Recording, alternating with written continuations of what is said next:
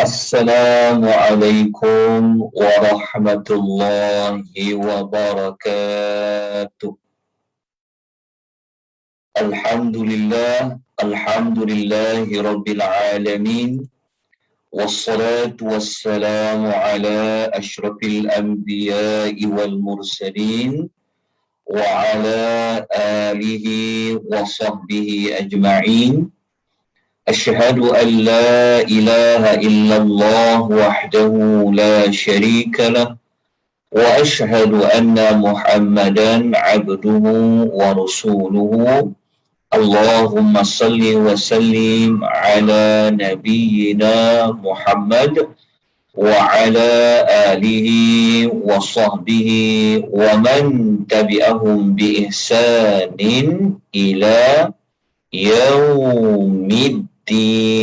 Amma ba'd. Muslimin dan muslimat rahimani wa rahimakumullah, tuan-tuan dan puan-puan yang Allah kasihi dan Allah rahmati sekalian.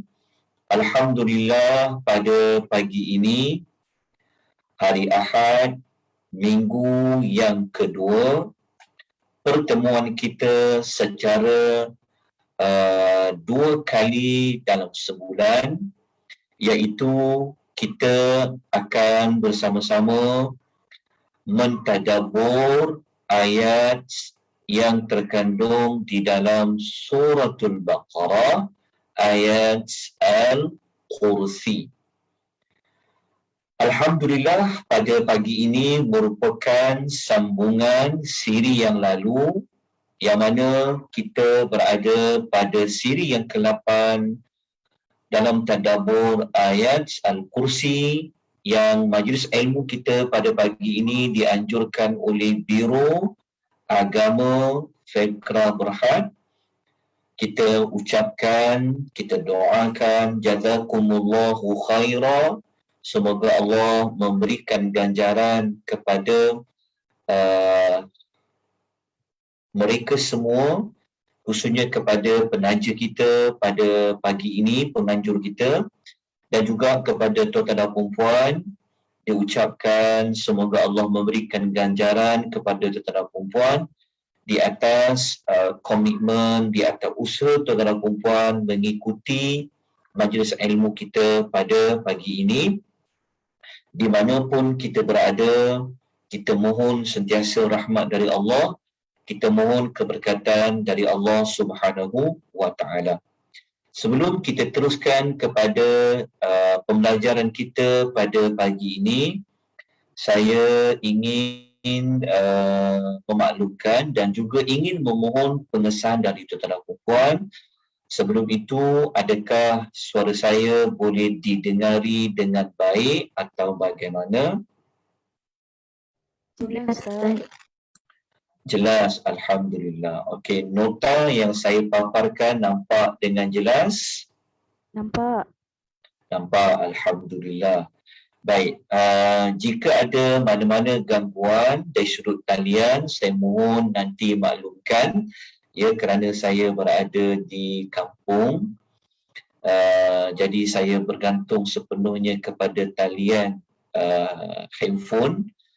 Jadi kalau ada gangguan, saya mohon ampun dan maaf terlebih dahulu. InsyaAllah mohon Allah Ta'ala mempermudahkan, Allah memberikan kita kesempurnaan pengisian kita pada pagi ini.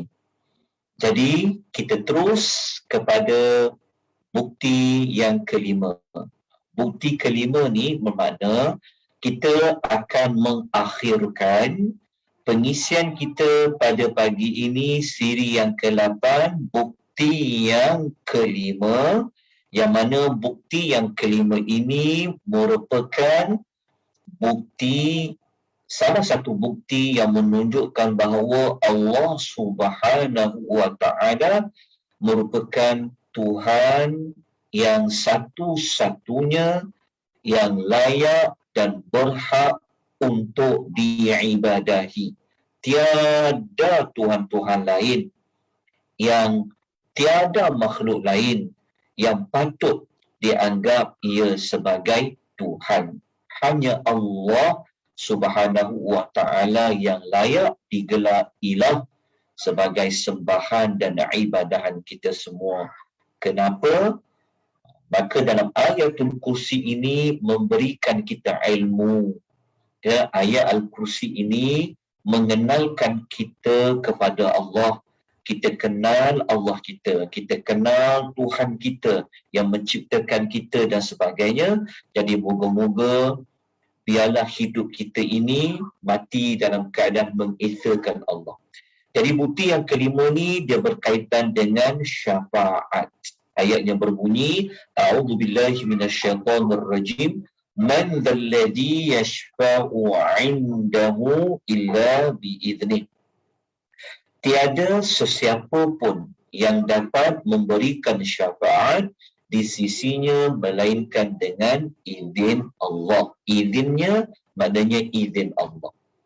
Okey, potongan ayat ini, bukti yang kelima ini ada memaparkan salah satu syarat bab syafaat adalah mendapat keizinan dari Allah Subhanahu wa Ta'ala. Kita sudah melalui banyak siri hanya membincangkan bukti yang kelima. Kenapa? Kerana bukti kelima ini perbahasannya itu ada pecahan-pecahannya. Seperti mana yang kita mengetahui, syafaat ini dia ada dua jenis. Kita dah ketahui sebelum ini, yang mana syafaat ada dua jenis, dua pembahagian, syafaat khusus untuk Rasulullah sallallahu alaihi wasallam dan syafaat selain dari Rasulullah sallallahu alaihi wasallam. Sebab tu perbahasannya agak panjang. Jadi kita mengambil beberapa bulan, beberapa siri nak menghabiskan bukti yang kelima ini. Dia lagi kita faham, lagi banyak kita dapat maklumat, kita akan dapat meningkatkan lagi tentang kebergantungan kita kepada Allah tu. Nak menunjukkan bahawa Allah lah segala-galanya. Tanpa Allah, kita nak bawa ada rasa iman, penghayatan bahawa Allah Ta'ala ni memang dia Tuhan yang layak disembah. Tidak ada Tuhan lain. Salah satu perkaranya dari sudut bab syafaat. Jadi Alhamdulillah, pada minggu lepas, kita telah pun, siri ketujuh, kita telah pun memasuki pada syafaat selain Rasulullah sallallahu alaihi wasallam. Lepas tu kalau tuan-tuan lihat pada nota yang saya paparkan di Zoom ini, Alhamdulillah pada minggu lepas kita telah selesai belajar tentang syafaat yang ada pada nabi-nabi yang lain, syafaat yang ada pada para malaikat, syafaat yang ada pada manusia yang soleh dan sebagainya, iaitu syafaat dapat mengeluarkan mana-mana manusia yang sudah berada di dalam neraka. Kita telah bacakan hadis-hadis Nabi sallallahu alaihi wasallam. Dan pada pagi ini kita akan pergi kepada pecahan yang terakhir, iaitu syafaat tidak dimasukkan ke dalam neraka. Inilah siri ke-8 pada pagi ini yang kita akan habiskan perkara yang kedua. Kalau perkara pertama sudah diazab dalam neraka, boleh dikeluarkan. Tapi perkara kedua ni, dia belum lagi masuk neraka. Tetapi dengan syafaat yang Allah berikan melalui syafaat orang lain tadi, maka manusia itu, insan itu, dia diselamatkan oleh Allah daripada dia dimasukkan ke dalam api neraka. Perkara kedua ni, kalau kita rujuk dalam nota, dia ada dua nota ya. Nota yang saya ada beri pada minggu lepas, nota yang dalam bentuk word. Kalau siapa ada nota bentuk word ni, kita tengok pada muka surat ni. Kita guna nota ni lah. Kita tengok nota ni, saya harap tuan-tuan dapat ya. Kalau siapa-siapa yang belum dapat nota yang dalam bentuk word ini, saya minta tolong maklumkan, tinggalkan maklumat anda di ruangan komen ataupun di ruangan chat di dalam Zoom ini. Dan saya telah pun letakkan lampiran nota di dalam Zoom ini dan juga di ruangan komen FB.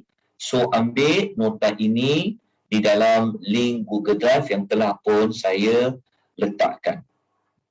Baik. Kita nak pergi kepada syafaat yang ini. Okey, syafaat yang jenis kedua. Syafaat apa?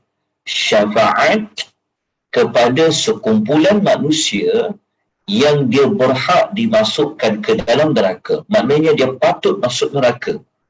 Ingat ya, orang yang masuk neraka pasti ada sebab. Semuanya pasti ada sebab. Tetapi ada satu ruang, namanya syafaat. Daripada syafaat itu, mereka tidak dimasukkan ke dalam api neraka. Ini jenis yang kedua. Jenis yang kedua ini berdasarkan kepada dua hadis Nabi sallallahu alaihi wasallam. Dia perkara syafaat, perkara akidah, dia tidak boleh hanya mengukirkan pandangan peribadi mana-mana ulama. Tetapi ia perlu bersumberkan kepada nas, ayat Al-Quran ataupun hadis Nabi sallallahu alaihi wasallam. Maka apa yang kita bincang pada pagi ini ada dalam hadis riwayat Muslim.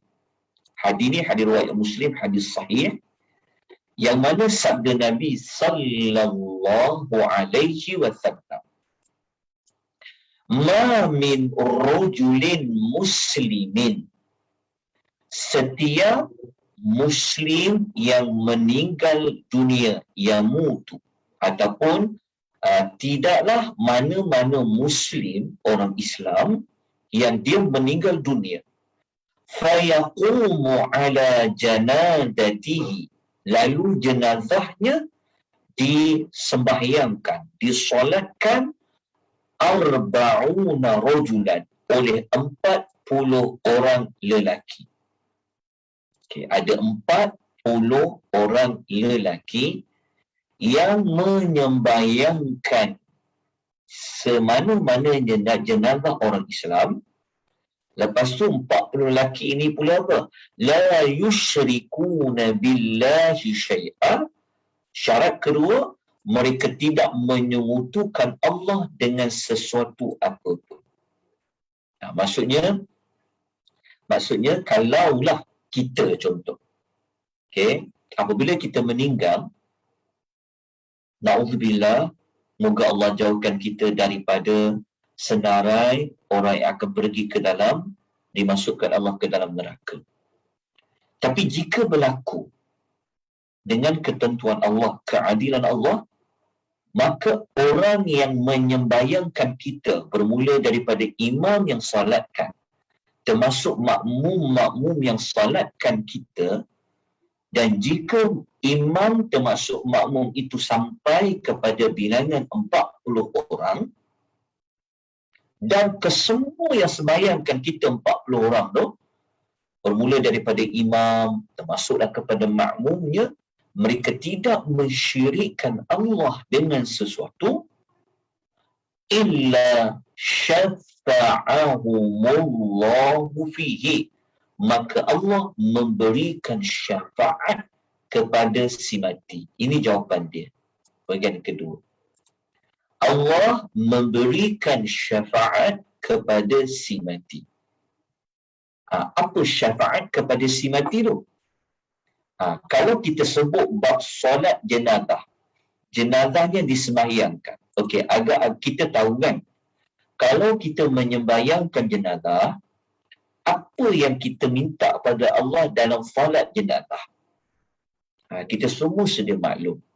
Semasa menyembahyangkan jenazah, antara yang kita minta kepada Allah, kita minta kepada Allah tu sebenarnya adalah syafaat juga namanya. Kita minta apa pada Allah? Sebab kita ingat tak, kita dah ulaskan apa makna syafaat? Kita dah ulas. Syafaat ni adalah mengambil perantaraan, okey, untuk memberikan kebaikan atau menolak keburukan. Jadi si mati tu, maknanya kalau kita mati disembahyangkan oleh orang lain, kita dah tak boleh buat apa-apa dah, sebab kita dah mati. Kita nak gerakkan, kita nak minta Allah Ta'ala ampun dosa kita pun dah tak boleh dah, pasal kita dah mati. Okey, jadi ada orang lain, okey, yang akan ada peluang dia boleh bantu kita. Kita yang mati tu, sama ada kita yang mati itu dosanya banyak, ataupun kita yang mati itu pahalanya banyak. Syafaat dia ada dua-dua. Sama ada untuk menghapuskan dosa, tolong si mati itu selamat dia dari azab kubur, kan? Allah masukkan dalam syurga dia, ataupun naikkan darjat dia. Maka perkara tersebut, permintaan tersebut, permintaan yang dibaca, yang diminta oleh imam itu dan juga makmum yang sembahyangkan dia. Itu panggil Allah memberikan syafaat. Sebab dalam sembahyang jenazah ada doa minta apa? Minta Allah ampunkan, minta Allah bagi rahmat, minta Allah lapangkan kuburnya, minta Allah Ta'ala apa? Allah Ta'ala terangkan kubur dia. Tetap jelas tak maksud dia? Maknanya kalaulah si mati itu dosanya banyak, tetapi doa 40 orang yang menyembahyangkan si mati itu, dia ikhlas pada Allah, dia tidak mensyirikkan Allah dengan sesuatu, pasti si mati itu Allah Ta'ala boleh kabul, Allah Ta'ala boleh tolong si mati itu melalui perantaraan doa sembahyangnya orang yang menyembahyangkan si mati itu. Dengan syarat apa? Nabi sebut dalam hadis ni ramai, 40 bilangannya. Termasuklah syaratnya orang yang tidak menyekutukan Allah. Ini maklumat yang sangat penting. Kadang-kadang orang tak ambil peduli sangat tentang solat jenazah. Tak ambil peduli tu maksudnya kita tak serius nak ramaikan orang solat jenazah. Lepas tu kita tak pesan pada orang yang menyembahyangkan jenazah supaya apa? Supaya ikhlas pada Allah. Kan kita kena bantu si mati ni yang dah mati ni. Tapi ramai orang bekerja-kerja nak buat majlis selepas si mati tu dah meninggal. Selepas apa? Nak buat. Itu bab lain lah, ada khilaf sebagainya.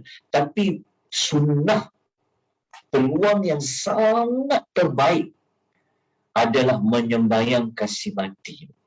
Sebab tu apabila kita nak menyembahyangkan si mati ni, kita kena serius. Bukan sekadar takak muat. Jom, dia sebelum kita hantar dia ke tanah kubur, kita kena solat ni, siapa nak solat? Dia kadang-kadang tak mengambil berat tentang menyembahyangkan jenazah. Jadi ini kena diberikan perhatian. Kerana itulah peluang yang sangat-sangat bagus. Sebab kita solat tau. Solat, doa di dalam solat, dia tak sama doa lepas solat. Kadang-kadang kita ni, orang Melayu khususnya, dia suka doa lepas solat tu. Ialah, ada perbincangan para ulama lah. Tapi kenapa kau tak sungguh-sungguh berdoa? Fahamkan doa yang kau baca ketika menyembahyangkan jenazah.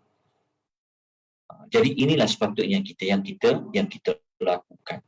Sebab kita kan doa, kita tahu kan doa apa kan dalam solat jenazah tu kan, Allahumma fillahu, Allahumma arhamhu, kan, Allahumma fillaha, Allahumma arhamha, kan. Ya Allah ampunkanlah dia, ya Allah rahmatilah dia. Jadi Nabi bagi tahu kepada kita, maka si mati itu akan mendapat syafaat bagi siapa-siapa yang sembahyangkan dia. Hadis yang kedua, masih lagi hadis riwayat Muslim. Hadis kedua ni hadis yang sahih.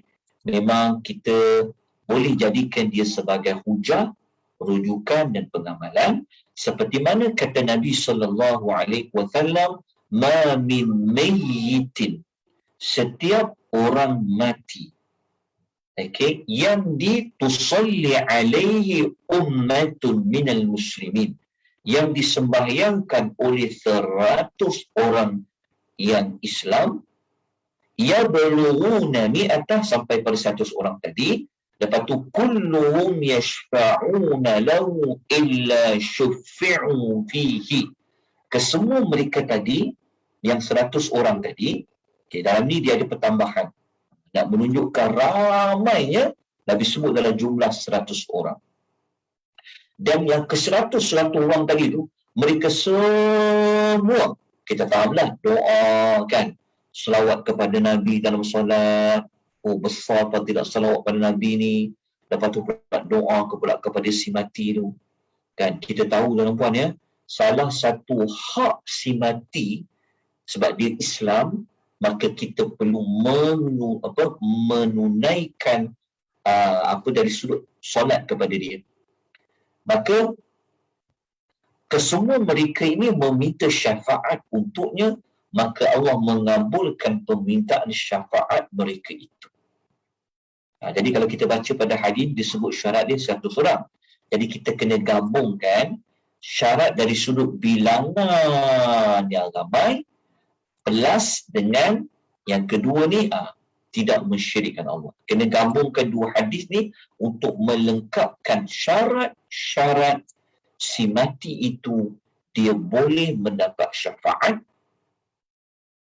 Orang yang hidup dia boleh tolong orang yang dah mati melalui pada ibadat solat. Solat jenazah. Nak menunjukkan sebenarnya hadis ni, dia nak menunjukkan sebenarnya kepada yang menyembahyangkan jenazah tu, kalau boleh biara ramai. Itu maksud dia. Sebagian para ulama mengatakan bukanlah semestinya kena merujuk kepada 40 je, 100 saja. Tapi sebenarnya hadis ni juga membawa makna apa? Nak menunjukkan, ialah kita kalau nak tunjuk bilangan banyak, tentu kita sebut jumlah yang banyak. Jadi kalau sebut 100 ni, ramai. Macam tu. Jadi di sini faedah hadis ni adalah menunjukkan kepada apa? Kita digalakkan untuk meramaikan menyembahyang jenazah. Sebab tu jenazah, sebab tu orang perempuan, okey, kalau boleh bersiap sedialah juga untuk mengerjakan solat jenazah. Jangan diabaikan. Jadi ambil manfaat. Tak payahlah nak sembang-sembang lagi, nak apalah. Kadang-kadang orang kita ni ramai tentang solat. Solat jenazah ni satu benda yang patut diambil serius. Dia perlu dipandang berat. Kenapa? Itu di antara peluang baik untuk menolong orang yang sudah pun meninggal dunia. Inilah jawapan kepada pembahagian syafaat yang kedua selain dari Rasulullah SAW adalah apa? Adalah membantu orang lain diselamatkan daripada azab api neraka. Kerana kita semua boleh termasuk dalam hadis. Dia bukan hanya untuk Nabi saja, tak. Tapi kalau Nabi menyembahyangkan jenazah, memang tak dapat dinafikan lagi lah. Tetapi ini siapa-siapa pun, dengan syarat orang daripada imam dan makmum itu dia tidak mensyirikkan Allah Subhanahu wa ta'ala. Sebab tu penting sangat dari sudut syirik ni, perbuatan tauhidkan Allah Subhanahu wa ta'ala. Maka habis untuk tajuk kita bab ini. Okey, habis untuk tajuk kita yang ini ya. Jadi kita dah selesai dah yang ini sekejap Okey. Okey, jadi kita dah selesai yang ini pun dah selesai, alhamdulillah yang ni pun dah selesai. Jadi kita nak masuk kepada bukti yang berikutnya. Kita nak pergi kepada bukti apa? Kita nak terus kepada bukti ke-6 yang menunjukkan bahawa Allah Ta'ala ini adalah La ilaha illallah. Ini bukti ke-6. Okey.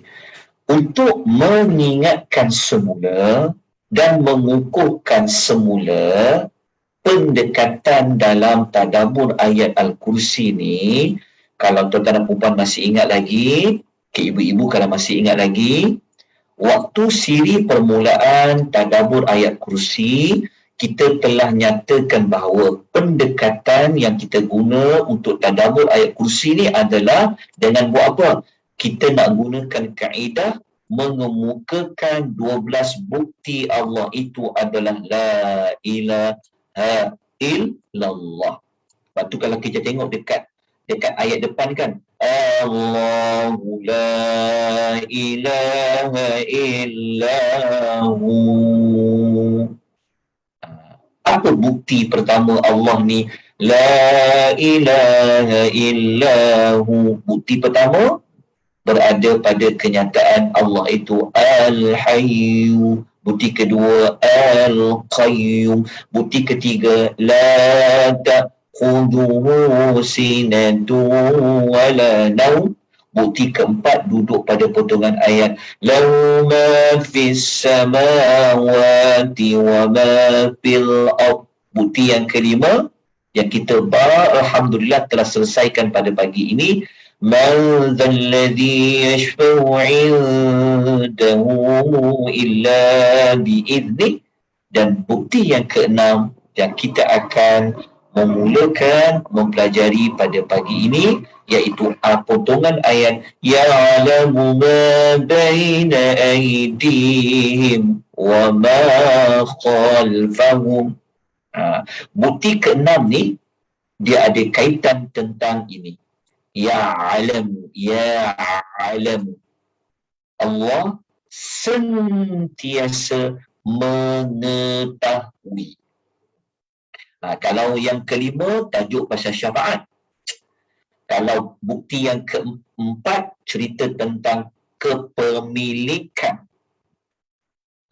Kalau bukti yang ketiga ada kaitan tentang Allah Ta'ala ni bagaimana dia menguruskan alam ini, dari sudut apa Allah Ta'ala tidak memiliki kelemahan. Kelemahan dari sudut apa? Dia tidak pernah didatangi rasa mengantuk dan juga tidak pernah tidur. Jadi kita nak belajar pada pagi ini bukti ke-6.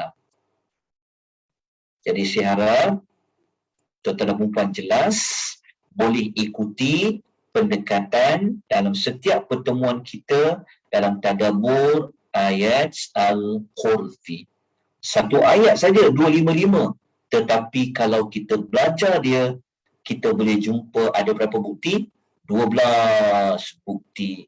Allah tu la ilaha illahu. Selama ni kita zikir la ilaha illallah, la ilaha illallah. Jadi kalau orang tanya, kenapa kamu katakan Allah itu la ilaha illallah? Kita nak jawab apa? Jadi jawapan dia mudah je. Kita kata, kalau kamu nak tahu kenapa saya kata la ilaha illallah, jawapannya kita kata ada pada ayat Al-Kursi. Ada berapa jawapan? Ada berapa bukti? Ada 12 bukti. Okey, ini adalah pendekatan yang kita gunakan. Okey, mungkin tuan-tuan yang dah pernah ikuti kelas tadabbur ayat Kursi ni, okey, mungkin ada pendekatan yang lain. Okey, mungkin tuan-tuan ada pendekatan yang lain, itu tak apa. Okay, pendekatan yang kita gunakan nak bagi faham, nak belajar macam mana nak faham ayat kursi ni, kita menggunakan potongan-potongan ayat yang merujuk kepada bukti.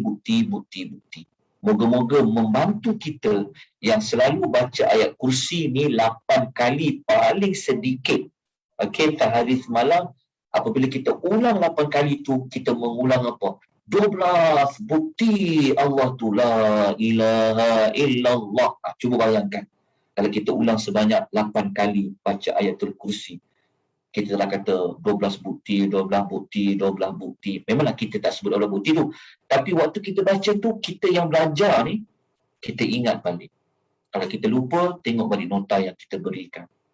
Print dia elok-elok, baca balik, ingat balik, oh bukti 1, bukti 2. Jadi zikir yang kita baca ni, zikir yang bukan sekadar lepas di mulut semata-mata, tetapi ia bawa kepada hati kita. Terus kita link dengan otak kita. Lepas tu dibuktikan dengan tindakan kita. Kerana ayatul kursi adalah ayat yang paling agung. Mungkin selama ni kita hanya tahu kelebihan je. Kita tahu ayat kursi. Tetapi pernahkah kita bertanya, kenapa ayat kursi itu ayat yang paling agung? Jadi moga-moga dengan apa yang kita ikuti pengiasan ini, sedikit sebanyak, walaupun tidaklah sesempurna mana, banyak kelemahannya, tapi sekurang-kurangnya kita tahu maklumat di dalam ayat Al-Kursi. Saya mohon maaf kerana agak panjang kita membincangkan satu ayat saja. Tetapi kerana ayat ni ayat yang paling agung, bayangkan. Daripada 6,236 ayat, tuan bayangkan. Dalam 6,236 ayat, ini ayat yang paling agung. Tuan tak rasa macam patut belajar kena lebih dalam kan? Sebab dia ayat paling agung. Daripada 6,236 ayat. Jadi saya mohon maaflah ya jika ada kekurangan, kelemahan ya, terutama kepada penganjur kita. Mungkin perbincangan kita ni agak panjang dan sebagainya. Moga-moga kita boleh ikuti dia dengan baik. Okey, jadi kita dah selesai untuk bukti yang keberapa? Bukti yang ke-5. So kita nak pergi kepada bukti yang ke-6. Okey, B itu maknanya bukti. Okey. Kalau tengok dalam okey, ini kita pernah bagi nota ni sebelum ni ya. So kita nak belajar yang ni. Kita nak belajar ya'lamu ma baina aydihim wa ma khalfahum. Okey, saya minta tuan-tuan dan puan buka nota dalam bentuk Word. Ni kita nak pergi yang bukti yang ke-6 ni. Yang ke-6 ni. Okey. Tuan-tuan dapat tak nota dalam bentuk Word ni? Dapat tak? Ada yang tak dapat? Mohon maklum dari tuan-tuan dan puan. Dapat. Alhamdulillah, syukur pada Allah. Baik. Kita kan suara siapa tu yang macam tersangkut-sangkut tu? Puan Nasimah ke? Okey. Okey, kita teruskan dengan nota dalam bentuk Word, buku surat 32. Kita nak pergi bukti yang ke-6 dah. Okey. Bukti yang ke-6 daripada 12 bukti, okey, ialah ayat ya'lamu ma. Kejap. Suara saya tersangkut-sangkut ni? Suara saya dah tersangkut-sangkut ke atau Jelas, suara tak jelas. okey. Alhamdulillah, minta maaf ya. Saya berada di rumah ibu saya. Alright. Kita saya dengar macam okey, tak apa. Okey, kita teruskan dengan ayat ya'lamu ma baina aydihim wa ma khalfahum. Okey, kalau tuan-tuan nak letakkan satu kata kunci dekat ayat bukti ke-6 ni, mungkin tuan-tuan boleh ambil ayat ni. Dia ada kaitan dengan yang sentiasa mengetahui.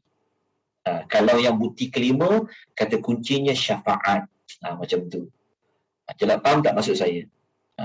Kalau bukti yang keempat, mungkin pada tajuk pemilikan. Jadi bukti kelima tajuk tentang syafaat, kata kunci dia. Yang keenam ni dia punya kata kuncinya tentang pengetahuan Allah. Bolehlah kita letak kata kunci pengetahuan Allah. Okey, bukti yang keenam dari sudut pengetahuan Allah. Okey, ya'lamu, dia yang mengetahui. Saya minta tolong tambah perkataan sentiasa. Okey, dia yang sentiasa mengetahui. Ya'lamu ni siapa? Ya'lamu ni adalah Allah lah. Lepas tu kalau kita tengok pada, sekejap saya tunjukkan nota dalam bentuk yang ni. Okey, kalau kita lihat dekat sini kan, kan ayat dia mula-mula usikan tentang apa? Allah, Allah. Sebab tu ayat kursi semua cerita pasal Allah. Jadi Allah. Okey, Allah tu apa? Maka dia kata Allah ya'lamu. Dia pergi kat sini lah. Maknanya ya'lamu ma baina aydihim wa ma khalfahum. Siapa ya'lamu? Ya'lamu tu kembali kepada siapa? Kembali kepada Allah. Pada mula-mula ayatul Al-Kursi. Jadi ya'lamu di sini adalah Allah. Okey, kita terus pada nota word tadi. Okey, kita tengok sini. Okey, Allah tu apa? Ya'lamu, dia yang sentiasa mengetahui. Allah sentiasa mengetahui tentang apa? Apa baina aydihim, yang ada di hadapan mereka. Okey, ini pertama. Okey, ini cerita tentang pengetahuan Allah. Yang pertama adalah Allah Ta'ala sentiasa tahu apa yang ada di depan mereka. Ini nombor satu. Yang kedua apa? وَمَا خَلْفَهُمْ, dan apa-apa yang ada di mana? Yang ada di belakang mereka. Ada dua ni. Allah kata di depan dan di belakang mereka. Siapa yang tahu apa yang ada kat depan mereka? Siapa yang sentiasa tahu apa yang ada kat belakang mereka? Jawapannya Allah. Oleh kerana Allah Ta'ala tahu apa ada dekat depan mereka dan belakang mereka, sebab itulah Allah itu adalah La ilaha illahu. Okey, kenapa Allah itu La ilaha illahu? Jawapan dia adalah kerana Allah sentiasa tahu apa yang ada depan mereka, apa yang ada belakang mereka. Okey, untuk mantapkan lagi pengisian ini, maka kita kena tahu terlebih dahulu secara umum apa yang Allah nak bagi tahu dekat ayat ya'lamu ma baina aydihim wa ma khalfahum. Jadi kita tengok, kita baca ulasan Ibnu Kathir.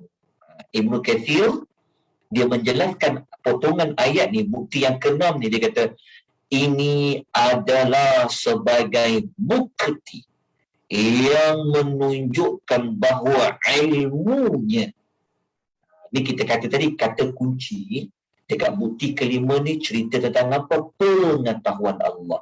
Ilmu Allah yang meliputi segala yang ada. Sama ada benda yang telah berlalu, yang sekarang berlaku, dan yang akan datang. Jadi Ibnu Katsir ni dia, kalau kita baca ayat ni macam depan, belakang kan. Kita tahu, Allah tahu depan, Allah Ta'ala sentiasa tahu yang di belakang. Okey, ayat ni sebenarnya apa yang Allah nak sampaikan kepada kita? Apa yang Allah Ta'ala nak kita kenal diri Allah Ta'ala tu? Selama ni kita tahu Allah. Ialah Allah yang kau sembah, yang kita sembahyang, yang kita buat segala-galanya untuk Allah. Allah Ta'ala ni, apa dia? Maka Allah Ta'ala ni, kata Ibnu Katsir, ilmu Allah ni, Allah mengetahui ni, dia kata sentiasa tahu. sama ada yang telah berlaku, yang sedang berlaku dan yang akan berlaku. Okey. Untuk mantapkan lagi, mengukuhkan lagi maklumat ni, maka kita kena tahu apa makna depan dan apa makna belakang. Okey. Jadi, kita rujuk apa yang diulas oleh para sarjana, para alim ulama, seperti mana kita rujuk dalam tafsir Al-Baghawi. Okey, Al-Imam Al-Baghawi ada menulis satu kitab tafsir namanya Ma'alimut Tanzil. Okey, dalam kitab tafsir Ma'alimut Tanzil, Al-Imam Al-Baghawi dia ada menukilkan perbincangan di kalangan para ulama tafsir, di kalangan para tabi'in. Apa makna depan dan belakang? Maknanya kalau para tabi'in yang beri jawapan secara tak langsung, dia merujuk kepada apa yang telah mereka belajar daripada sahabat. Sebab para tabi'in, mereka berguru dengan sahabat Nabi sallallahu alaihi wasallam. Okey, apa makna belakang? Apa makna depan? Apa makna belakang? Okey. Imam Mujahid, Imam Atha dan As-Suddi. Ingat ya, tiga-tiga ni adalah tabi'in. Mereka mengatakan maksud depan ni apa? Apa makna depan? Mereka mengatakan makna depan ni maknanya adalah urusan dunia. Ambil pendapat dulu. Urusan dunia. Maknanya kalau kita ambil pentafsiran Mujahid, Atha dan As-Suddi rahimahullahu ta'ala alaih, jadi yang mengatakan ya'lamu ma baina aydihim, menunjukkan kepada apa? Allah sentiasa mengetahui urusan dunia. Sebab apa? Sebab dunia ni kita sedang berada di depan kita. Kenapa Atha, Mujahid dan Suddi kata di depan tu maksudnya urusan dunia? Sebab sekarang ni kita telah sedang lalui, depan mata kita adalah dunia. Apa makna belakang mereka? Kita rujuk apa kata ketiga-tiga ulama tafsir ini, itu adalah urusan akhirat. Belakang tu maksudnya urusan akhirat. Kenapa? Kerana akhirat tu dia belum lagi datang. Seolah dia berada di belakang kita. Yang sekarang dekat depan kita apa ni? Dekat depan kita ni adalah dunia. Okey, kita ambil dulu pendapat pertama ni. Jadi, maksud ya, aidihim, depan tu apa? Urusan dunia. Khalfahum tu apa? Urusan akhirat. Urusan akhirat kan urusan masa depan. Belum terjadi. Sebab itu Ibnu Katsir kata tadi, ingat tak Ibnu Katsir kata apa? Potongan ayat ya'lamu ma baina aydihim wa ma khalfahum ni nak menunjukkan bahawa Allah Ta'ala ni sentiasa dia tahu. Benda dah berlaku ke, sedang berlaku ke, akan berlaku. Jadi, betul lah seperti mana kata Mujahid, Atha dan Suddi tu. Dunia. Macam urusan dunia kita kan. Contoh, kita dah lalui pengalaman beberapa puluh tahun, betul kan? Siapa yang tahu? Allah yang tahu benda dah berlaku sebelum ni. Allah tahu sebelum tahun 2021.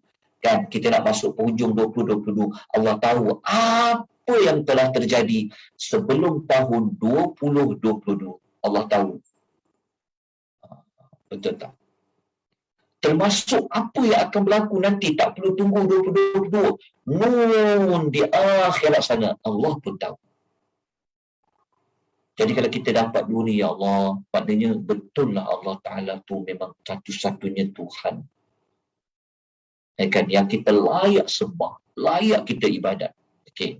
Kita tengok pentafsiran yang kedua pula. Okay, ya? Pentafsiran kedua, Seperti mana yang diulas oleh Al-Kalbi. Al-Kalbi ni seorang tabi'in juga. Dia kata apa? Maksud depan ni, dia beza sikit. Dia kata depan ni maknanya urusan akhirat. Dia kata. Bagi Al-Kalbi, depan ni maknanya apa? Adalah akhirat, dia kata. Sebab apa dia kata? Kerana mereka akan menuju kepadanya. Al-Kalbi dia berbeza sikit pandangan. Dia kata maksud depan mereka ni, benda yang mereka nak pergi kepada dia, iaitu akhirat.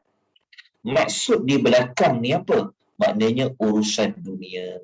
Kalau Al-Kalbi pula, di belakang ni maksud apa? Maksudnya urusan dunia. Kenapa dia cakap macam tu? Kerana dunia ini akan ditinggalkan di belakang mereka. Logik juga kan? Jadi macam mana kita nak buat?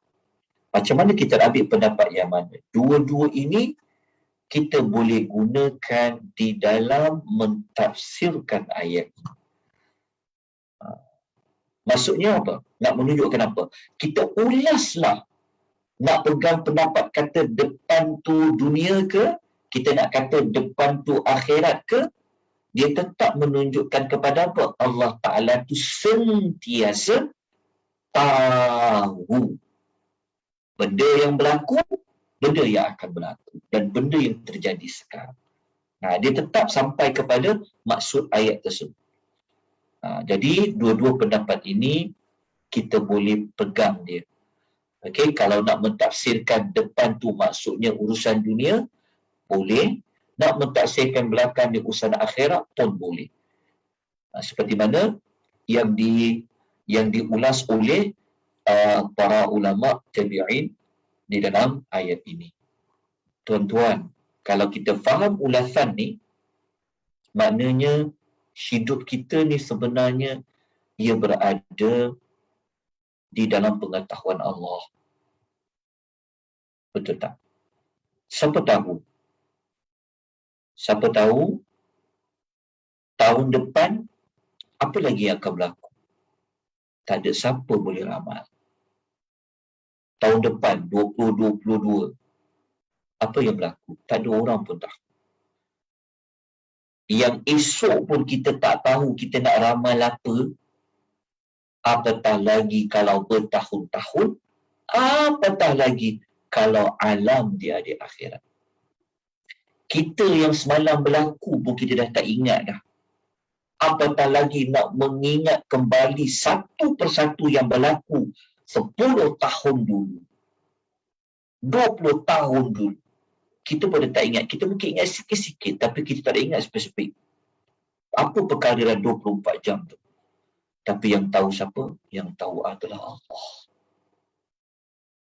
Sebab tu kalau kita faham ayat ini, kita akan menjadi manusia yang akan bergantung penuh kepada Allah. Apa yang berlaku pada masa akan datang, itu yang kita kata tawakal. Minta pada Allah. Sebab tu Allah Ta'ala maha mengetahui apa yang terbaik dalam hidup kita. Kita minta lain, Allah bagi lain. Kerana kita ingat, kita minta tu sesuai, tetapi bagi Allah, ia tidak sesuai. Banyak yang kita rancang, tapi Allah bagi yang terbaliknya. Jadi kalau kita faham, kita kenal Allah, melalui ayat Al-Kursi ni, kita menjadi seorang yang apa? Kita menjadi seorang Muslim yang dia redha, dia terima apa saja ketentuan Allah. Dia usaha. Apa Allah nak bagi? Serahkan kepada Allah dengan hati yang penuh terbuka. Sebab apa? Sebab dia telah mengiktiraf, dia telah berulang-ulang kali mengatakan bahawa ya'lamu ma baina aydihim wa ma khalfahum. Kan kalau kita faham, kita akan dekat dengan Allah, betul tak? Kita boleh lalui hidup ni, move on hidup ni dalam keadaan apa? Dalam keadaan kita beriman pada Allah. Susahkah kita, senangkan kita, sihatkah kita, sakitkah kita telah serahkan hidup ni pada Allah. Sebab Allah tu maha mengetahui. Kita boleh merancang, okey, kita boleh buat banyak cita-cita kita, impian kita. Tetapi apabila dia faham ayat kursi ini, maka dia akan menjadi seorang yang apa? Ya Allah, aku dah usaha, maka serahlah kepada Engkau, Ya Allah, untuk Engkau tentukan bagaimana takdir aku. Jadi, moga-moga kefahaman kita tentang ayat ini, potongan ayat ini, semakin menambahkan rasa apa? Rasa kebergantungan kepada Allah. Kita tak tahu apa yang berlaku pada zuriat keturunan kita, betul tak? Tak tahu lagi anak kita ni jadi apa, cucu kita ni jadi apa, pasangan kita jadi apa rezeki kita ke depan, kita tak tahu. Tapi siapa yang tahu? Allah yang tahu.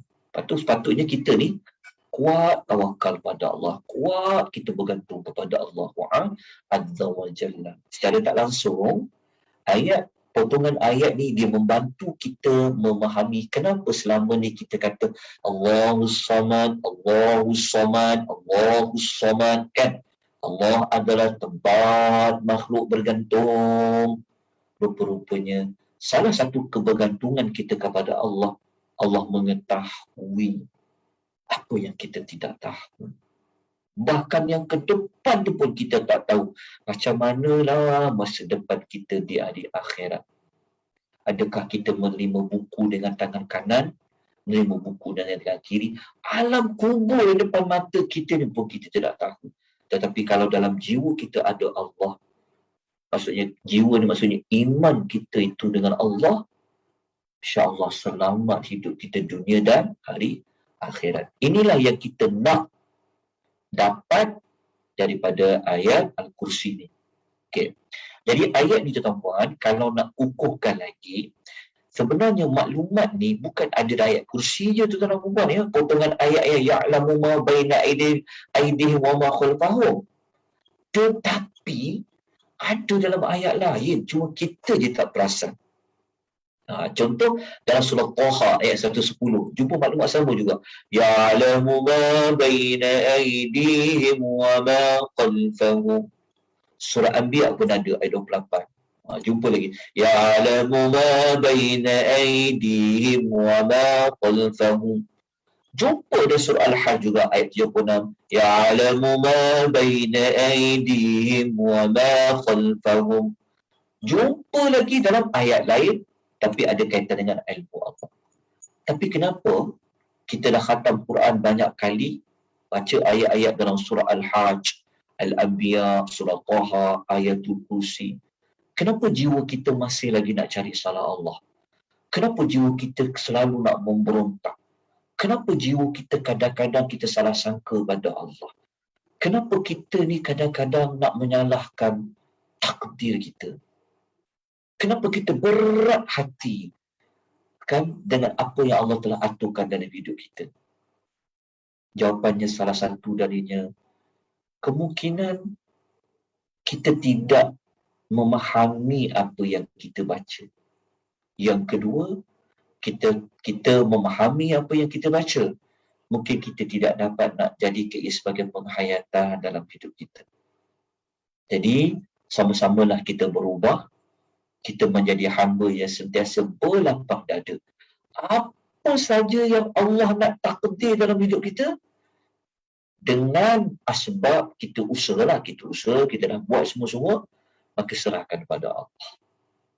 Serahkan urusan kepada Allah, kerana Allah Maha mengetahui apa saja urusan dunia kita, termasuklah urusan akhirat kita. Kita minta kepada Allah bagi rahmat, minta syurga pada Allah, minta kepada Allah jauhkan daripada api neraka. Kerana Allah saja yang tahu adakah kita ini termasuk dalam rahmat Allah masuk ke dalam syurga, ataupun kita ini termasuk dalam Allah Ta'ala jauhkan kita daripada api neraka. Tapi kita tak tahu, kita minta pada Allah, minta pada Allah selalu. Jadi moga-moga kita semua semakin dekat dengan Allah, kita menjadi hamba yang semakin kuat untuk menempuh alam dunia yang penuh dengan ujian ini, dan kita bersiap sedia untuk menempuh alam-alam yang akan datang. Moga-moga Tadabbur kita ini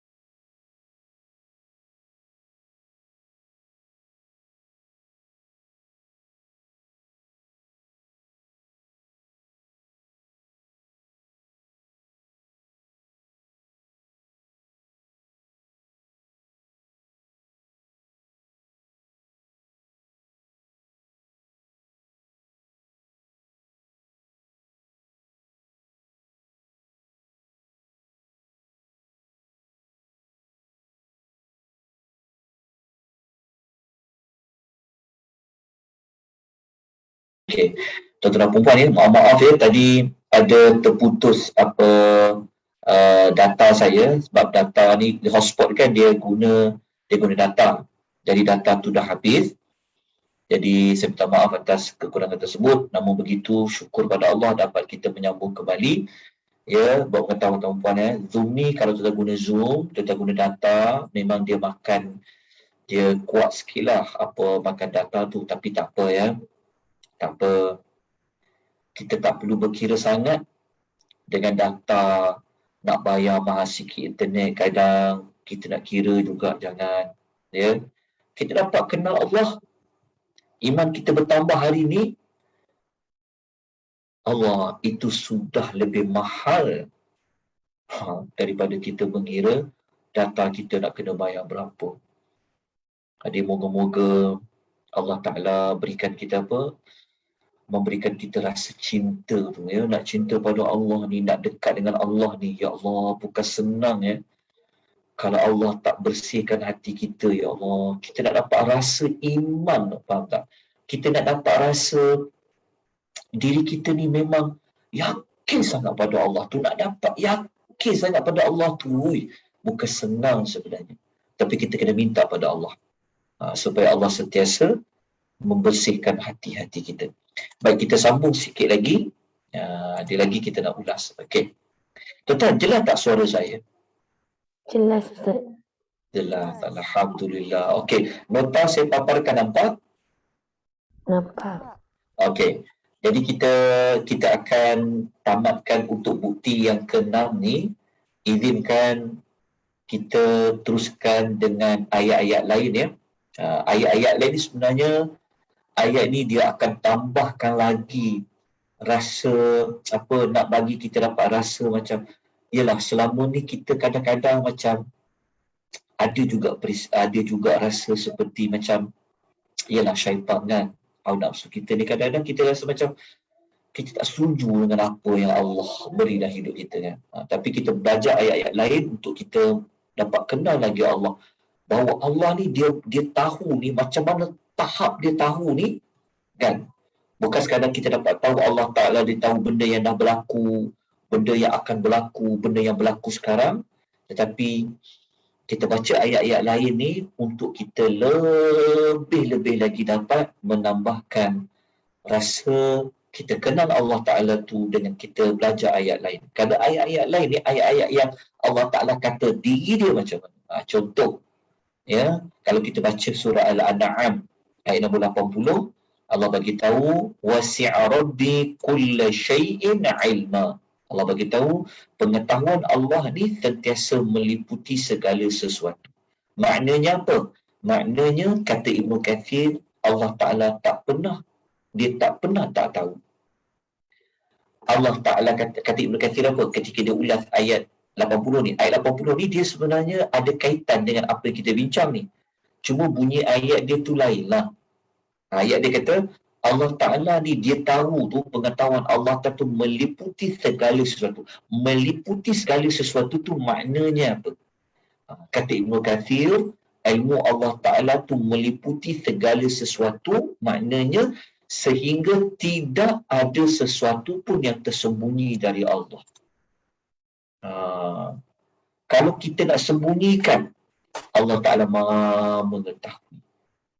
Kan? Hati kita ni kita tak cakap pun dekat orang. Simpan dalam dada kita ni membara maklumat itu. Tapi Allah tahu. Allah tahu hati hamba ni macam mana, cemas ke dia, tenang ke dia, marah ke dia, ikhlas ke dia. Allah Ta'ala Maha mengetahui. Kan? Dia rasa apa dia sangka pada Allah, apa dia sangka pada orang. Allah Ta'ala Maha mengetahui. Kerana ilmu Allah tu meliputi segala sesuatu. Okey, kita tengok ayat lain. Okey, kalau kita baca dekat ayat surah Ghafir ayat 7, Rabbana wasi'ta kulla syai'in rahmatan wa ilma. Allah kata ni dalam doa, wahai Rabb kami, rahmat dan ilmu meliputi segala-galanya. Apa makna Allah Ta'ala ni ilmunya meliputi segala-galanya? Kata Ibn Kathir, ilmu Allah Ta'ala ni meliputi seluruh amal, seluruh ucapan kita, gerakan kita dan diam kita. Memang mungkin kita berdiam, tak cakap, kan? Mungkin orang tak tahu. Tapi Allah Ta'ala tahu kenapa kita diam. Kenapa kita lama tak muncul. Kenapa kita menyepi. Allah Ta'ala tahu. Apatah lagi kalau kita bergerak, Allah Ta'ala tahu. Hari ni kamu ke mana? Allah Ta'ala tahu. Kamu patuh tak SOP? Allah Ta'ala tahu. Allah Ta'ala Maha mengetahui gerakan kita. Allah Ta'ala tahu apa yang kamu ucapkan. Ucap tu kadang-kadang dengan kita tulis, Allah Ta'ala tahu. Hari ni kamu tulis apa dekat FB, kamu hantar gambar apa dekat Instagram, kamu hashtag apa yang kamu share hari ni, apa yang kamu terfikir kamu nak share hari ni. Semua ilmu Allah tu meliputi segala sesuatu. Okey, jelas ya? Okey, kita tengok contoh. Contoh ilmu Allah meliputi segala sesuatu ni, ini contoh lebih spesifik. Kalau kita tengok dalam surah Yunus ayat nombor 61, kita pergi dekat sinilah, kita pergi terus kepada ayat yang ini. Kita ambil terus surah Al-An'am ayat nombor 59 ni, Allah Ta'ala bagi tahu apa tentang ilmu Allah Ta'ala ni. Allah kata, wa indahu mafatihul ghaibi la ya'lamuha illa hu wa ya'lamu ma fil barri wal bahri wa ma tasqutu min waraqatin illa ya'lamuha wa la habbatin fi dhulumatil ardi wa la ratbin wa la yabithin illa fi kitabin mubin. Ayat ni kalau kita boleh faham ayat satu ayat ni, ya Allah, kan, kita tak terlepas dari Allah. Sebab ayat ni Allah Ta'ala bagi tahu diri dia tu macam mana. Allah Ta'ala bagi tahu pada sisi Allah jualah anak kunci pembendaraan segala yang gaib. Allah je yang tahu benda yang gaib. Tak ada siapa yang tahu melainkan dia sendiri. Kan, antara perkara yang gaib yang ke depan usulnya adalah hari kiamat. Allah je yang tahu. Nabi SAW sendiri pun tak tahu. Allah Ta'ala mengetahui apa yang ada di darat dan apa yang ada di lautan. Ayat ni kita baca selama ni kan. Allah tahu apa yang berlaku dekat darat ni, apa yang akan berlaku di lautan, apa yang berada di lautan. Allah Ta'ala dia tahu. Kan? Dia tidak gugur sehelai daun pun, melainkan Allah Ta'ala mengetahui. Kita tak tahu daun apa yang gugur, Allah Ta'ala tahu. Tidak jatuh sebutir biji pun dalam kegelapan bumi dan tidak gugur yang basah dan yang kering, melainkan semua itu berada dalam kitab yang nyata, iaitu Lauh Mahfuz. Semua telah tertulis. Hari ini berapa daun yang akan jatuh, semua Allah Ta'ala tahu. Allah Ta'ala tahu mana biji-biji yang keluar hasil dia, mana keluar pada kelopak dia, mana yang tak terkeluar. Allah Ta'ala Maha mengetahui. Maka kita baca ayat ni, Masya Allah. Kan ayat ni ayat yang menunjukkan tentang memang benarlah kata-kata Allah, memang benarlah kata-kata Rasul, bahawasanya Allah Ta'ala ni memang La ilaha illallah. Jadi kalau kita baca ulasan Ibnu Katsir ni, kita bacalah ulasan apa Ibnu Katsir kata, apa makna Allah mengatakan benda di darat, di lautan, begitu juga ulasan tidak gugur selai daun pun melainkan dia mengetahui. Kalau kita ambil dekat sini kan, kita ambil makna ni, Ibnu Katsir kata apa? Allah Ta'ala mengetahui semua pergerakan, bahkan pergerakan benda-benda yang mati sekalipun. Kita tak tahu. Kita tak tahu di alam kubur berlaku apa. Tapi Allah tahu benda yang berlaku. Dekat bumi ni, pergerakan air macam mana, bumi ni berlaku apa dalam bawah bumi, semua Allah Ta'ala tahu. Kata Ibnu Katsir apa? Dia kata apa? Dia kata kalaulah benda-benda mati yang bergerak pun Allah Ta'ala tahu. Kita tak nampak benda mati tahu kan? Kita tengok macam pokok tu keras je. Tapi Allah Ta'ala mengetahui. Kan? Kata Ibnu Katsir, kalau macam itulah Allah Ta'ala tahu, macam mana kau rasa, kau fikir pengetahuan Allah terhadap pergerakan binatang yang hidup, apatah lagi pergerakan makhluk yang diberikan tanggungjawab, sama ada manusia ataupun jin. Tuan faham tak maksudnya? Kata Ibnu Katsir, dia buat analogi macam ni. Dia kata, kalau benda-benda mati yang kita namakan dia benda kan, kita namakan benda kan, benda tanah, benda ni, benda kan, sebenarnya dia hidup. Allah Ta'ala Maha mengetahui apa yang berlaku dekat gunung tu, apa yang berlaku dekat pokok-pokok tu, dalam tanah tu berlaku apa. Kata Ibnu Katsir, kalaulah Allah Ta'ala tahu benda kita panggil benda mati kan, benda kan, apatah lagi dengan Allah Ta'ala mengetahui kita yang hidup, yang bergerak ni, ke hulu, ke hilir, ke depan dan ke belakang. Kita duduk ke, kita berdiri ke, kita terbaring ke, kita bersandar ke, kita duduk bersila ke, kita apa, dia kata. Dan menunjukkan apa? Kita ni perempuan yang ada banyak tanggungjawab nanti nak ditanya oleh Allah di akhirat. Allah Ta'ala tahu pergerakan kita. Jadi ayat ni memberikan kita rasa apa? Rasa gentar kita pada Allah. Memang Allah Ta'ala ni la ilaha illallah. Tu kita dah puji kalimah la ilaha illallah. La ilaha illallah. Salah satu buktinya pada ilmu Allah. Jadi, kita tutup maklumat ni dengan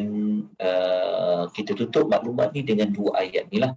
Kita boleh ambil ayat surah Al-Imran, ayat 29. Kalau kita baca pada ayat ini, Qul in tukhfu ma fi sudurikum aw tubduhu ya'lamullah. Kalau kita baca ayat ini sangat menakutkan. Apa? Katakanlah wahai Muhammad, jika kamu menyembunyikan apa yang ada dalam dada kamu, atau kamu dedahkan apa yang ada dalam dada kamu, pasti Allah Ta'ala tahu. Seperti yang kita ulas tadi itulah. Allah Ta'ala tahu apa perasaan kita, apa jiwa yang kita alami sekarang. Kita bahagia ke? Kita rasa sakit hati ke? Kita letak rasa marah ke? Kita dendam ke? Kita ikhlas ke? Kita rasa takut kepada Allah ni tahapnya macam mana? Cinta kita pada Allah ni tahap macam mana? Cinta kita pada Rasul ni tahap macam mana? Kita letak dunia dalam hati kita macam mana? Allah Ta'ala tahu apa yang kita sedang berfikir. Kita nak buat apa ni? Lepas ni, semua Allah Ta'ala tu maha mengetahui. Jadi, apabila kita tahu daripada ayat ni, Allah Ta'ala tahu apa yang kita terbunyikan, kita bergerak pun Allah tahu, kita berdiam pun Allah tahu, kita tak bercakap pun Allah tahu, kita bercakap pun Allah Ta'ala tahu, Allah Ta'ala tahu apa kita tulis apa dan sebagainya. Ini yang Ibnu Katsir nak cerita. Dia kata kalau macam tu, dia kata ini merupakan peringatan bagi hamba-hamba dia untuk sentiasa takut agar mereka tidak laku, agar mereka tak buat apa Allah larang dan mereka tak buat apa Allah murka. Tahu tak maksud dia? Jadi kenapa kita nak belajar sampai tahap macam tu? Kerana nak ingatkan diri kita. Jadi kalau kita tahu Allah Ta'ala tak suka dalam hati kita ni letak benda-benda yang tak elok, kan? Jantung hati kita ni sepatutnya kita masukkan rasa takut pada Allah, tapi kita takut dengan makhluk lain, kita kena keluarkan, letak takut pada Allah. Kalau dalam hati kita ni rasa tidak ikhlas, kita bercampur bau niat kita, maka kita bersihkan, keluarkan benda yang tak ikhlas tadi tu, letak yang ikhlas hanya semata-mata kerana Allah. Kalau kita rasa dia dendam dengan orang, rasa macam tak nak maafkan orang ni, rasa kan, kita tahu pada ayatnya Allah Ta'ala tahu apa yang ada pada dada-dada aku ni. Kan Allah tak suka orang yang tak maafkan orang, kita cepat-cepat kita keluarkan dia. Keluarkan. Kalau kita ada rasa hasad sangat, sakit mata tengok orang lebih pada kita, sakit telinga kita kan kalau dengar dengan cerita orang dapat nikmat, cepat-cepat kita keluarkan. Sebab apa? Sebab ayat tadi yang kita belajar tadi memberikan kita satu maklumat bahawa ilmu Allah Ta'ala ni meliputi segala sesuatu. Jadi kalau kita ada fikir dalam urusan dunia ni nak buat benda-benda yang ni, kita cepat-cepat kita padamkan. Kita minta pada Allah, minta Allah tolong nak buat apa kebaikan ni, minta Allah bagi kekuatan. Sebab Allah Ta'ala tahu urusan selagi kita hidup ni Allah Ta'ala tahu. Apatah lagi kalau kita mati nanti berada di alam akhirat. Minta pada Allah syurga, minta syurga, ya Allah. Jauhkanlah daripada api neraka, ya Allah. Sebab Allah Ta'ala tahu urusan di akhirat kita macam mana nanti. Kan, hisap kita susah ke, hisap kita senang ke, kita termasuk orang yang terus masuk syurga tanpa hisap ke, adakah kita layak dapat syafaat Nabi yang 7 tu ke, atau bagaimana, macam mana kita mati nanti disemayangkan oleh orang, macam mana jenazah kita nanti orang semayangkan kita, doakan kita ikhlas tak, semua Allah Ta'ala tahu. Kita mintalah pada Allah, minta yang baik-baik pada Allah, jauhkanlah, buanglah hati-hati ni sifat buruk, sifat keji, sifat-sifat yang tak elok, ya Allah. Bersihkanlah hati aku ni, ya Allah, daripada sifat-sifat yang tak elok. Minta Allah Ta'ala bagikan kita kekuatan nak buat amal-amal soleh dan sebagainya. Jadi itulah sedikit sebanyak huraian dan maklumat yang dapat saya kongsikan untuk pengisian kita pada pagi ini untuk bukti yang ke-6. InsyaAllah pada bulan hadapan, minggu yang pertama bulan hadapan, bulan 12, insyaAllah kita akan belajar bukti yang ke-7. Jadi baca nota tu terlebih awal. Bukti ke-7 ni bukti yang dia sambung bukti ke-6 ni. Maknanya kalau bukti ke-6 ni cerita tentang Allah tu sentiasa mengetahui, bukti ke-7 ni dia cerita tentang ilmu. Cerita tentang ilmu Allah juga. Ya, kalau dekat sini ilmu tentang Allah mengetahui tentang pengetahuan Allah terhadap makhluk dia. Dekat sini ilmu yang kita nak kaitkan dengan ilmu seperti kita boleh bercakap, kita boleh membaca, ya, kita ada ilmu, kita ada ilmu mengaji, kita ada ilmu apa saja ilmu yang kita ketahui, tak kira ilmu apa, ilmu mengira ke, ilmu fizik ke, ilmu sains ke, ilmu sejarah ke, semua maklumat tu ada kaitan dengan bukti yang ke-7. Bukti ke-7 ni. Jadi kita akan belajar pada bulan hadapan. Mari kita nak kenal diri kita. Selama ni aku pandai, aku boleh jadi orang baik sekarang, aku boleh jadi orang bagus sekarang, kan? Sebenarnya kau dapat dari siapa? Siapa yang ajar kau? Jawapannya ada pada potongan ayat wala yuhituna bi syai'in min ilm. Siapa yang faham bukti ke-7 ni, dia akan jadi manusia yang sangat tawaduk pada Allah. dia akan jadi manusia yang merendah diri pada Allah. Sebab apa? Sebab dia tahu, kalau bukan sebab Allah lah, tentu aku tak jadi doktor sekarang.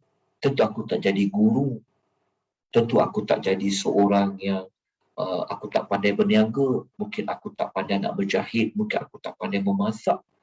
Hatta aku nak membaca Quran pun mungkin aku tak pandai. Itu pada bukti yang ketujuh. Jadi baca dulu nota tersebut supaya mudah untuk kita faham nanti perbahasan kita pada siri yang ke-9, bukti yang ketujuh. Jadi saya jawab mana-mana soalan jika ada. Kalau mampu saya jawab ya. Saya tengok dulu kat soalan. Soalan haiwan boleh ke? Ni soalan minggu lepas ni, Kak Mila tanya ni. Haiwan boleh ke bagi syafaat ke? Haiwan boleh bagi syafaat. Wallahu ta'ala a'lam. Okey. Setakat ni tak jumpa lagi maklumat yang mana haiwan ni dia boleh tolong manusia yang lain. Sebab apa? Kalau macam seperti hari akhirat,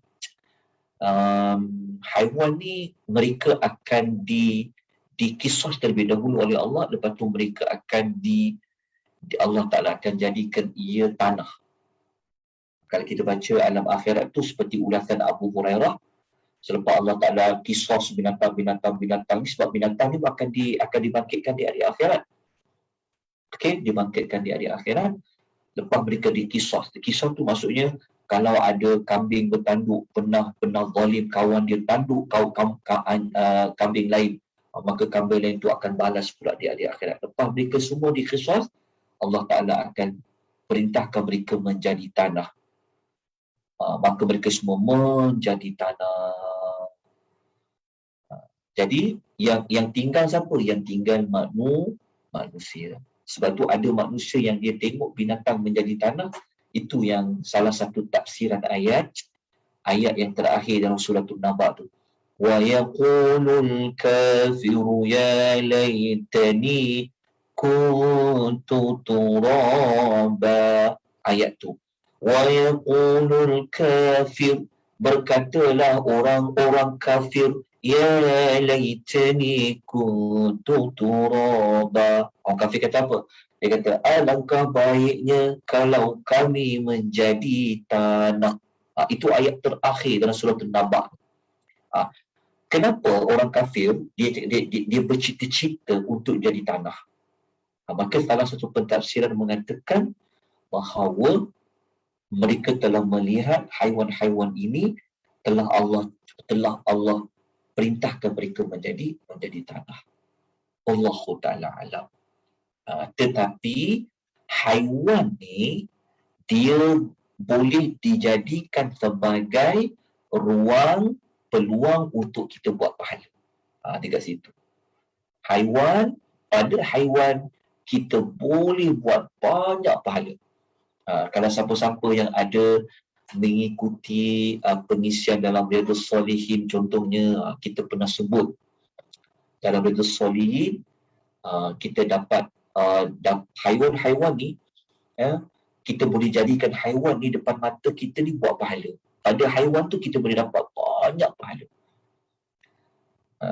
Contohnya, kalau kita kalau kita tanam pokok tanam pokok buah-buahan, tiba-tiba monyet makan, ada haiwan ni makan, serangga makan. Sebenarnya kita telah buat sedekah. Itu kena belajar hadis.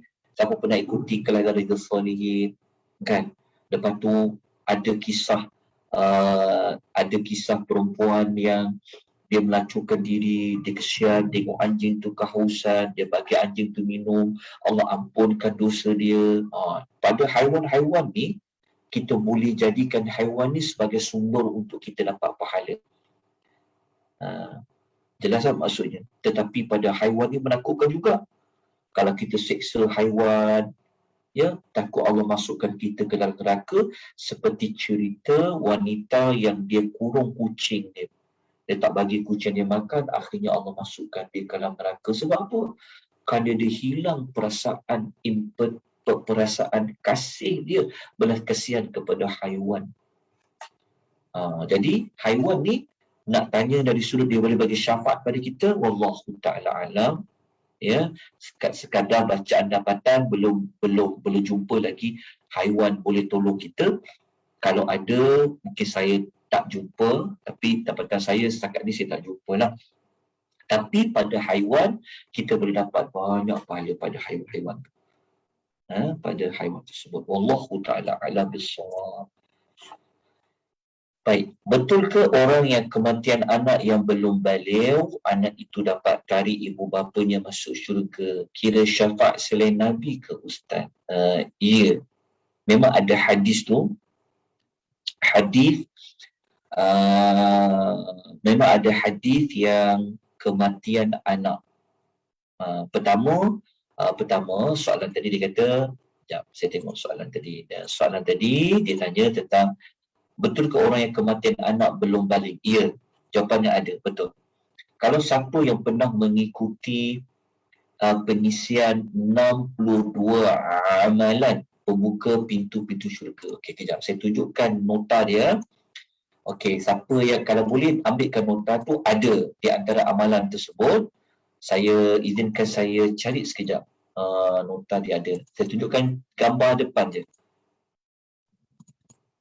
Okay. Ada maklumat dekat situ. Nanti cari. Dekat Telegram ada nota tu. Ni. Kalau siapa pernah ikut, tuan nampak tak? Tuan nampak tak gambar 62 amalan pembuka pintu syurga? Nampak Ustaz. Ya. Okey. Maklumat ni sebenarnya alhamdulillah kita dah selesai belajar sebenarnya. Tapi tuan boleh ambil manfaat pada nota ni. Salah satu amalan yang Allah berikan kita peluang masuk syurga adalah amalan jika kita kematian anak sebenarnya bukan sekadar waktu anak tu nak lahir saja, bukan masa nifas saja. Tapi sebenarnya kalau anak tu belum baligh pun, anak tu akan tolong kita tarik mak dan bapaknya ke dalam syurga. Kita tengok dekat nota ni ada. Saya tunjukkan sekejap saja. Pada dia bertanya, adakah itu juga dipanggil syafaat? Ya. Kalau dari sudut definisi syafaat, jawapannya adalah iyalah. Tapi dengan syarat ibu itu atau bapa itu kena sabar dan dia kena minta pahala dari Allah di atas ujian tersebut. Sekejap saya tengokkan jawapan dia. Dia duduk dekat nota ni. Sekejap, dia duduk dekat ni. Dia duduk dekat ni. Dekat amalan nombor 36. Nanti kawan-kawan, rakan-rakan, kalau ada link untuk nota ni, saya rasa nota ni dekat Telegram, dia duduk dekat nota pelbagai. Nanti cari dekat amalan nombor 36, kehilangan orang yang dikasihi ni sebenarnya boleh membantu kita masuk dalam syurga. Kita tengok hadis ni. Kita tengok hadis ni. Okay. Kita ambil contoh ni lah. Kita ambil contoh. Ada satu hadis lah. Kejap. Okay. Ni kita ambil contoh kematian anak ni. Ni kita ambil contoh hadis yang ni lah. Ni contoh hadis yang Nabi kata yang bermaksud, sabda Nabi SAW bermaksud, tidaklah seorang muslim ditinggal mati oleh 3 orang anaknya yang belum balik. Apatah lagi anak yang baru lahir kan. Melainkan mereka akan jumpa dia di antara 8 pintu syurga yang dia dapat masuk dari mana-mana pintu yang diinginkan. Tapi dengan syarat bapa tadi tu, ibu tadi tu sabar, redha, okey, minta pahala oleh Allah, ujian kematian anak kan, ya Allah, kan, anak yang penuh ditatang bagai minyak yang penuh kan, tambah lagi ibu yang anak tu berada dalam perut dia, lahir pula daripada rahim dia, tiba Allah uji mati anak tu kan, tapi dia sabar pada Allah, nanti dia akan jumpa anak dia tu, yang mana anak dia tu dia boleh jumpa dekat mana-mana 8 pintu dia akan tarik mak dan bapa dia. Hadis ni dia ada panjang, dia ada banyak lagi lafaz lain lah. Jadi itu jawapan dia kepada soalan yang ditanya tadi tu. Wallahu ta'ala a'lam bissawab. Okay, ada soalan lain secara verbal sebelum kita tamatkan? Assalamualaikum Ustaz. Waalaikumsalam warahmatullahi wabarakatuh. Ya. Okey, nak tanya, ada ke dalil ataupun hadis yang menyebut bahawa jika untuk salah satu mendapat syafaat Rasulullah sallallahu alaihi wasallam ialah bila kita melakukan solat sunat asar 4 rakaat sebelum asar. Okey. Terima kasih Ustaz. Kejap saya wallahu ta'ala a'lam. Kelebihan 4 rakaat sebelum asar tu ada. Setakat yang saya tahu, Allah merahmati kepada orang, Allah memberi rahmatnya, Allah merahmati sangat pada orang yang menunaikan 4 rakaat sebelum asar. Tapi yang apa tadi? Mendapat syafaat Nabi tu. Dapat syafaat, ya. Yang itu saya wallahu ta'ala a'lam. Adakah 4 rakaat itu hadis sahih sebut kelebihan dia dapat syafaat Nabi tu? Saya wallahu ta'ala puan. Kalau puan ada kitab Riyadhus Shalihin, nanti buka pada tajuk kelebihan solat subuh dengan solat asar. Tapi dalam hadis itu tak sebut pada pasal syafaat tu. Mungkin ada hadis tu, nanti saya wallahu a'lam. Nanti kena semak balik pada status hadis tu. Yang kalau hadis sahih, antara yang boleh melayakkan kita mendapat syafaat Nabi SAW adalah sekejap seperti mana kita menjawab, seperti mana kita mendoakan Rasulullah selepas azan contohnya. Tak faham je sekejap, saya tengok tajuk selawat dan salam. Okey, siapa yang ada mengikuti tajuk selawat dan salam, kita nampak tak notasi papan ni? Selawat dan salam kepada Nabi. Okey, kejap. Ni ada banyak. Kejap ya. Okey. Sebenarnya saya tahu matan hadis tu, tapi saya nak tunjukkan dengan lebih jelas lagi. Contoh macam ni. Okey, tuan nampak tak nota saya papan ni? Nampak tak? Nota. Nampak Ustaz. Okey. Jadi jawapan dia adalah, kalau berdasarkan hadis yang sahih, yang dilayak dapat syafaat Nabi SAW adalah di antara doa lepas azan tu. Yang itu memang sahih. Tapi yang sekejap saya kontrol suara sekejap. Okey, iaitu dia memang sahih pun. Seperti mana kita tengok ke depan ni kan. Nabi kata siapa mengucapkan ketika azan doa untuk Nabi tu, lepas tu Nabi kata apa? Maka dia berhak memperolehi syafaatku. Ini hadis sahih. Maknanya salah satu nak dapat syafaat Nabi, salah satu jalannya mendoakan doa dan selepas azan tu.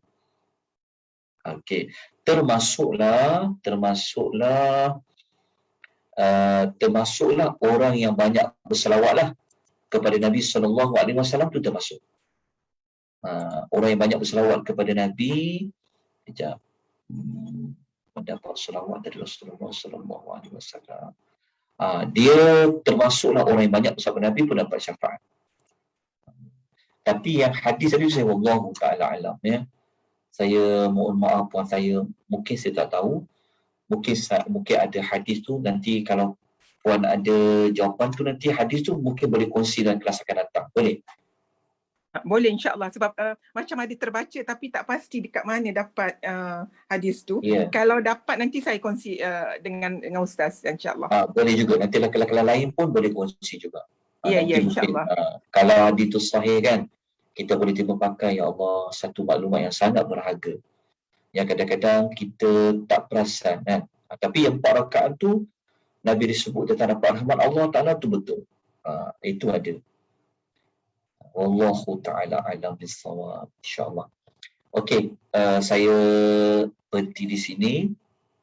Insya-Allah nanti kita jumpa bulan hadapan untuk siri yang ke-9, bukti yang ke-7 bagi ayat Al-Kursi. Terima kasih sebanyak-banyaknya kepada pihak penganjur kita, Biro agama Felkra Berhad di atas usaha ini. Hanya Allah yang mampu membalas jasa baik pihak tuan-tuan dan puan-puan. Kita sudahi pengisian kita pada pagi ini dengan tasbih kafarah.